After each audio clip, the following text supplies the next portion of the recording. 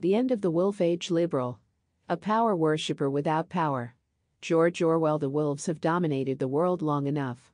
They are a product of an excess of testosterone, so the antidote is estrogen. We need far more women in influential positions.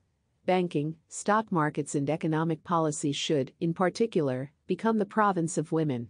That is the surest way to end boom and bust cycles. Boom is the outcome of aggressive greed and risk-taking. Bust is when the gambles finally fail and, sooner or later, they always do. Money, of course, is power, and it's essential that power should not fall into the hands of the wolves. It's time for the wolves to be tamed, but we don't want to turn them into dogs. Cats would be more appropriate. The end of dog culture. Orthodoxy means not thinking, not needing to think. Orthodoxy is unconsciousness.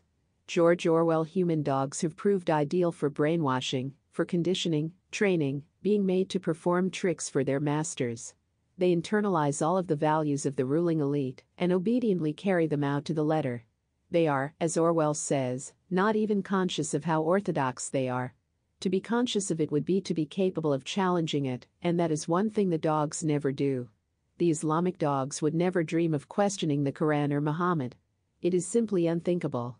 Consciousness is the biggest threat to dog religions.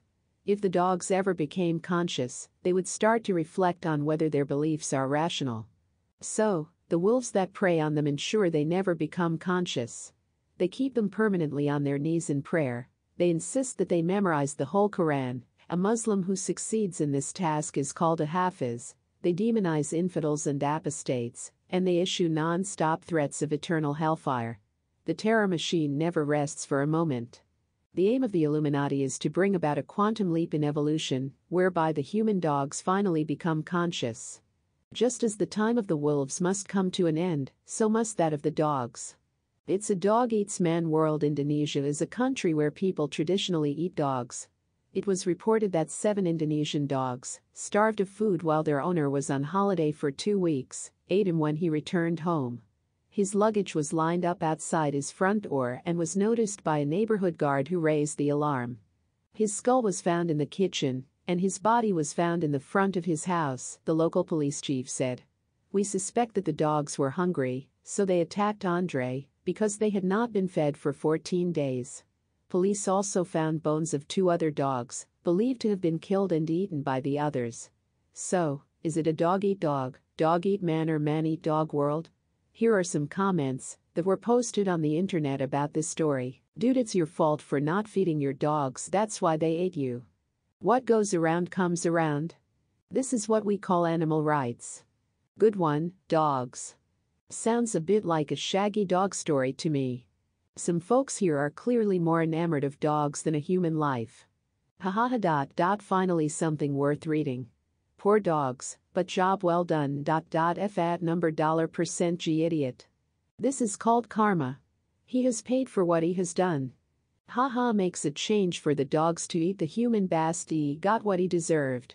Just want to say, all the comments about how a human life is greater than a dog's are a joke. We are all animals, and therefore we are all equal. Well done, dogs, justice is served. Divine justice. Good for the dogs. If only they'd known that eating his bones as well would give them a nice treat of bone marrow. Shame for the 2 eaten dogs. He deserved to be eaten 3 times if it were possible. Can only hope it was slow and painful. Poor dogs. What is it with these people thinking it's okay to starve and mistreat animals? This story makes me so sad and angry at the world. The man was clearly a disgusting human being and deserved what he got, quite frankly. Rot in hell. So please, they ate him. Best story of justice for animal cruelty I have ever read. Poor dogs. Just makes me want to protect mine even more. The vast majority of opinions expressed by online contributors asserted that it was justice for a human being to be eaten alive by dogs, and that he was going to hell. Most of the comments were by women, and most were presumably dog owners. We now live in a world where human life is less important than pet life. What a totally fucked world. As someone commented, I just sat here and read most of these comments, and I can't believe people think that it's okay or even agree with dogs eating a human being. I can truly say this world is unreal. Never would have thought people would think the way that they do. Don't get me wrong, I love animals, but what if that was a baby that was killed by the dogs? Chemical wolves and dogs. The debate about wolves and dogs can be analyzed scientifically in terms of three chemicals: testosterone, estrogen, and oxytocin. Testosterone is the wolf chemical and estrogen the dog molecule. Estrogen tames while testosterone increases aggression. What of oxytocin? It reinforces bonds between people, especially mothers and babies during breastfeeding. It's also released during sexual orgasm in both men and women, and helps to create healthy interpersonal relationships and strong emotional bonds. Oxytocin has been called the moral molecule, since it binds people and makes them much less likely to harm each other. Those with deficient oxytocin release are often psychopathic. They have no ability to bond with others, no sympathy. Oxytocin could be called the Jesus drug if we charitably describe Jesus Christ as someone genuinely in favor of the golden rule of do as you would be done by. Oxytocin makes that an actual possibility. Wolves become attached to their dogs, and vice versa, thanks to oxytocin. Oxytocin stops wolves from being psychopaths and slaughtering all of the dogs. So, human life is simply a continual interplay between aggression, immorality, mediated by testosterone, domestication, civilization, mediated by estrogen, and bonding, morality, mediated by oxytocin. Capitalism is a testosterone ideology and communism an oxytocin ideology, in principle. Fascism is excessively testosterone-driven, but also invokes a tremendous oxytocin bond between the people and their leader. Religious messiahs create immense oxytocin bonding, backed up by testosterone threats. The Stockholm Syndrome, whereby hostages become emotionally bonded to their captors, largely sums up the way our world functions. Rationally, people should despise the rich elite, but the elite's relentless media propaganda and brainwashing succeeds in creating a powerful bond and dependency, underpinned by implicit threats. Christianity equals love? JW sent us a message saying, "Now I understand your teachings after reading the Armageddon Conspiracy. It's almost incomprehensible, but I understand why. I must say I am having a battle inside between two completely different ideals. One being Gnostic and the other Christian. I understand that love is the strongest boundary for us as humans, because when love is taken we get pain. I don't know if in this life I can defeat love, because love is me. Everything I live for is in regards of love. I've never shown hatred to another soul in my life, and with what you say, until I do not have love, my chains are intact."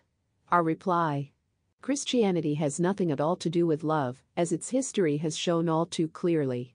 Christianity is about mindless obedience to Jesus Christ, and if you haven't understood that yet, you haven't understood anything at all.